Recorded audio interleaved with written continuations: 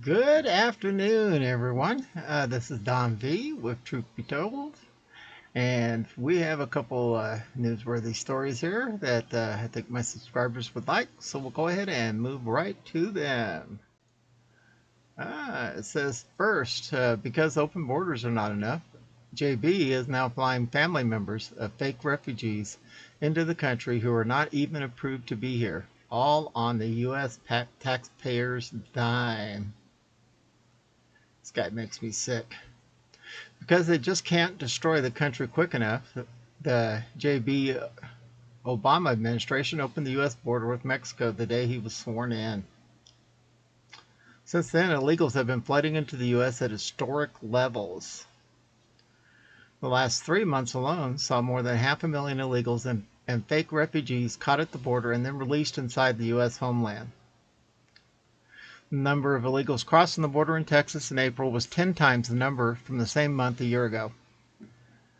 JB is allowing Central American economic migrants with pending asylum claims, not just approved claims, to have the Department of State fly their families on the American taxpayer dime to live with them in the U.S.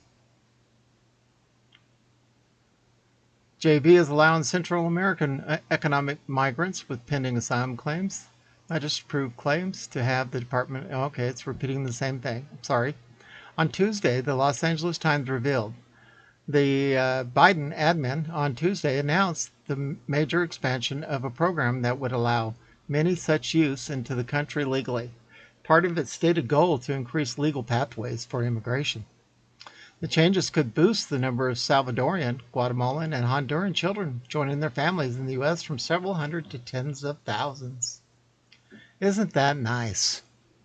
The in-country processing will resume with Tuesday's announcement, administration officials said. Advocates warned against allowing burdensome backlogs to form in El Salvador, Guatemala, or Honduras, with screening interviews, vetting, and cross-border paperwork that delay and ultimately discourage applicants, some of whom feel too at risk to wait it out and choose to take their shot at trying to sneak into the U.S. This guy just makes me sick. He just really makes me ill. And according to the All News Pipeline, allegedly, something very strange is afoot. Food, water, and pipeline hacks offer dire warnings and questions of whether our enemies are preparing to shut down America before striking.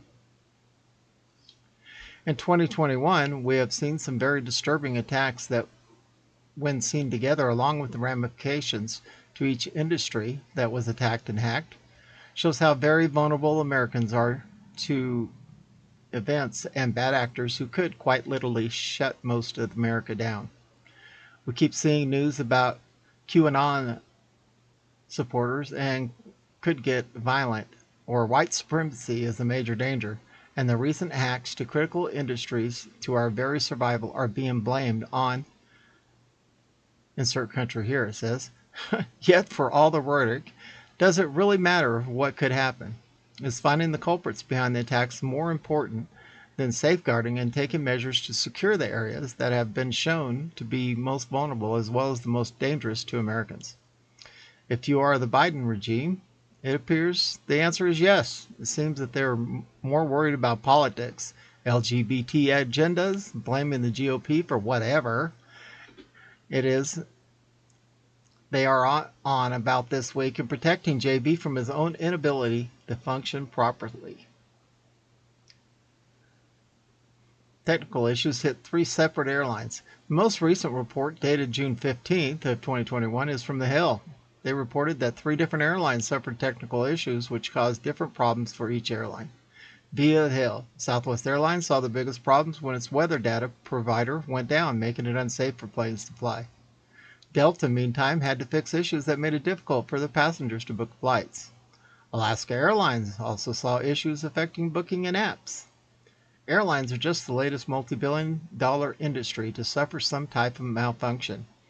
Is it just a coincidence that 3 different airlines suffered different technical issues at the same time? AMP needs your help.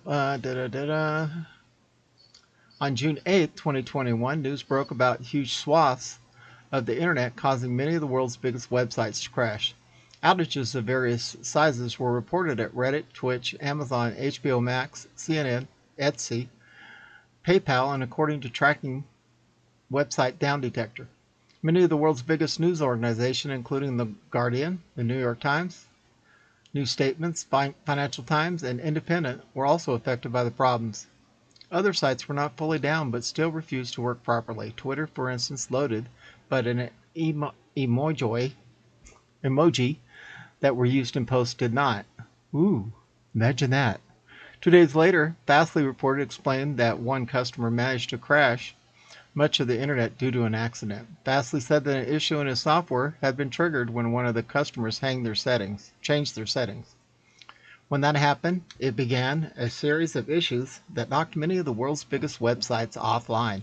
Reddit, Amazon, the UK government, and many of the world's biggest news organizations were unavailable, with users instead seeing an array of error messages. All right, let's run with that. Despite how unrealistic it sounds that an organization that can keep all these huge sites online could see these crashes because of one customer and by accident. Hate to see what could happen to the internet should two people or a group of hackers decide to take it down. If services that keep us all online are incapable of protecting those services, then there is a very good chance that one day you will turn on your computer and not be able to access any websites, and may not even be able to get online at all. Maybe instead of trying to federalize election and the infrastructure bills, they should worry about protecting actual infrastructure. Just a thought. Hacked water treatment system. Back in February 2021, we learned that a water treatment system in Florida had been hacked by an intruder who has not been caught, who attempted to tamper with the water supply. The computer system, which had remote access capabilities, controls the chemicals and other operations, and a plant manager noticed that someone was raising the levels of sodium hydroxide from about 100 parts per million to 11,100 parts per million, Terry said. Sodium hydroxide,